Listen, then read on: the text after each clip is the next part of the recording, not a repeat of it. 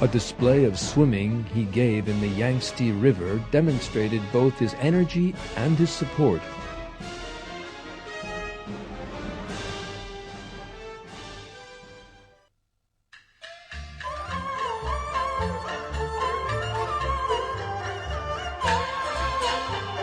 Mao first of all set about debasing classic Chinese arts for the ideological program he dreamed of. He wished to graft the ideas of violence and conflict, the basis of communism, onto society, and thought he could commence the process with opera.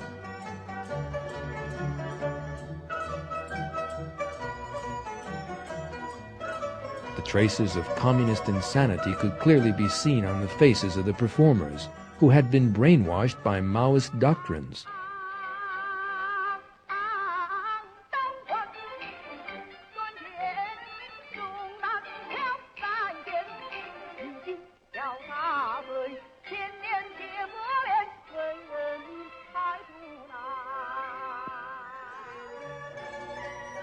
A visit by Mao to the opera was the greatest honor imaginable for such fanatical supporters.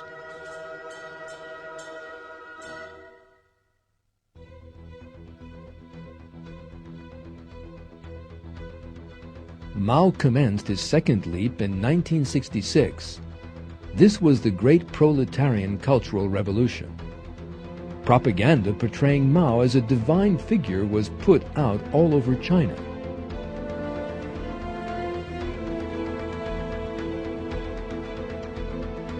School children were made to learn his little red book off by heart. His slogans were written on walls, and posters portrayed him as literally a superhuman being.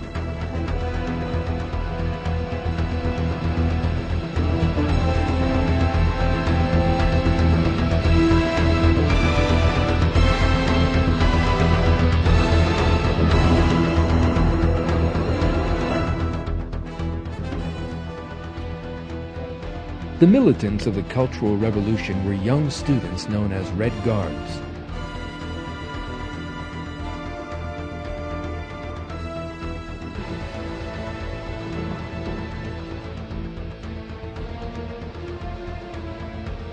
On August 18, 1966, some 1 million Red Guards brainwashed with Mao's ideas came together in Tiananmen Square.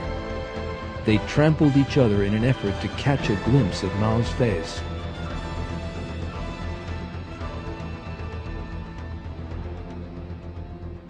One young girl student was brought to Mao's side and shook his hand.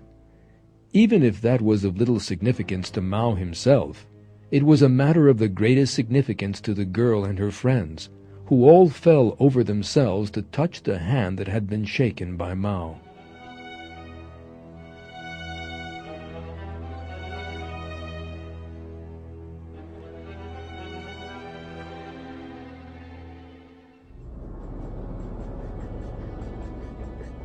Mao set these brainwashed youngsters on society with the slogan, "Revolution is right." He ordered the Red Guards to humiliate teachers in schools, managers in state offices, or anyone else they saw as being in authority. Red Guards even detained Liu Shaoqi, who bore the title of head of state, and inflicted all kinds of insults on him.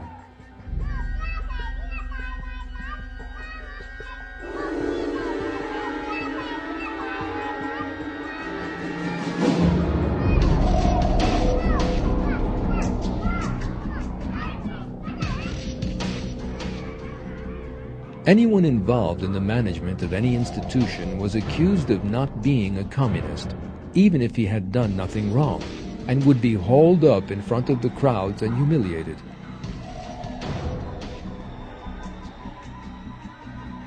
Such people would have humiliating paper hats put on their heads, and labels with insults written on them hung around their necks, would be slapped and pushed, and even beaten and tortured. Most were then killed in mass executions. The Red Guards were even capable of humiliating and beating their own parents. They would stop passers-by and ask them about passages from Mao's Little Red Book, beating those who failed to answer correctly. More than 1 million people were killed in this way. This is how one observer described the inhuman treatment meted out to university professors detained during the Cultural Revolution.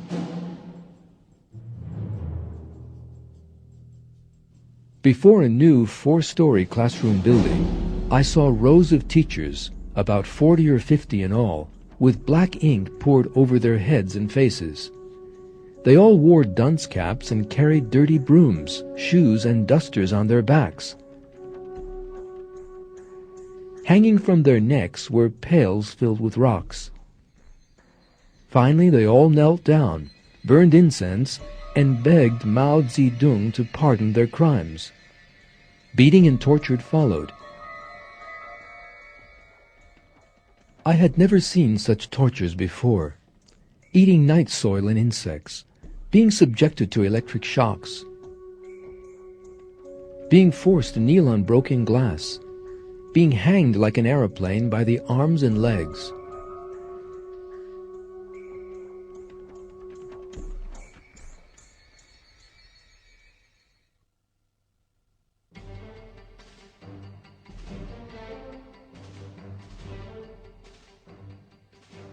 The Red Guards also attacked Western diplomats.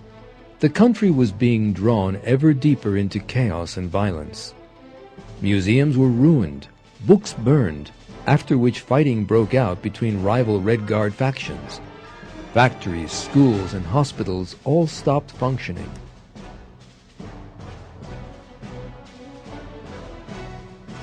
Mao's nonsense had led a whole country to a state of anarchy.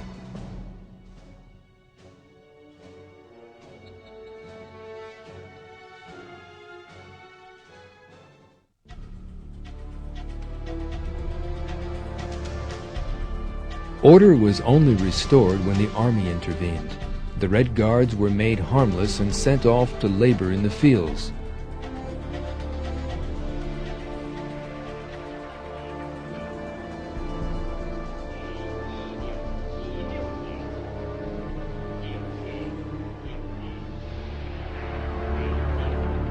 Even so, the madness of the Cultural Revolution only came to an end with Mao's death in 1976.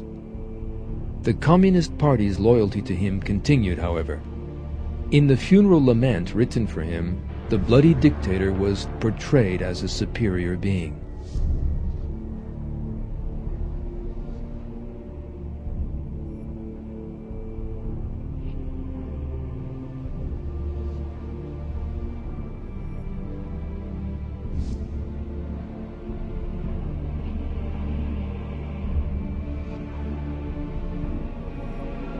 Mao's body was mummified and preserved. His ideology would survive, however, and continue to spill blood.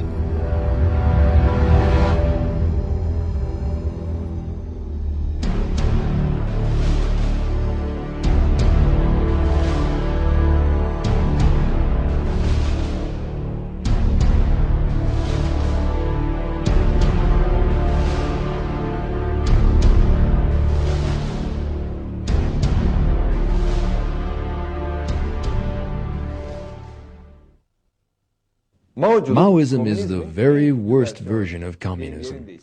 The interesting thing is that this tragedy struck not only China, but also other countries influenced by China. When Sino-Soviet relations fell apart in the 1960s, Maoism found support in various countries as an alternative model of communism. Regimes based on